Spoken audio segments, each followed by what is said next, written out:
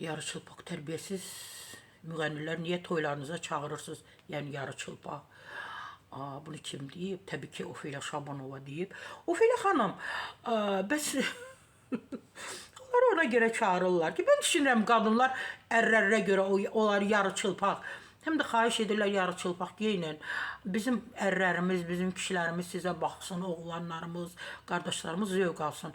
Yoxsa ki, başqa necə ola bilər ki, mən bir video çarxa rast gəldim, Kəmalə Günəşli müğənni arxasını çevirib bir uşağa, onlar da bir oğlanın 10, 11, 12 yaşında, uşaq ağzını açıb, gözün bərəldib ona baxır. Və orada bir ifadə yazmışlar ki, uşaq 3 dəfə orqazm olundu. Etməyin müğənnilər bunu, etməyin, xahiş edirik. Elə geyimdə, elə əlbisələrlə toylara getməyin. Göygörək neydi? Ofi bildirib ki, F3 sənət və mədəniyyəti təbliğ etməlidir. Efirlər sənətimizi gözləmirik.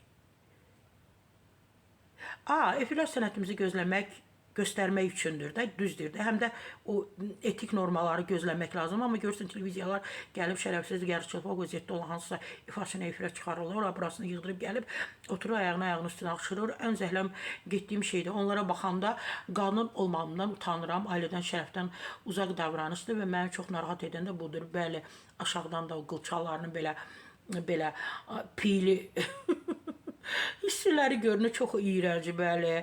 Onlara baxanda yenə də deyir ki, qadınlığımdan utanıram və sponsor söhbətinə də yönəldiblər. O sponsorlar nələr verdi deyirlər. Ərlərinizin qarşısında niyə xudursunuz? O adam balanıza toyda xeyir-dua verir.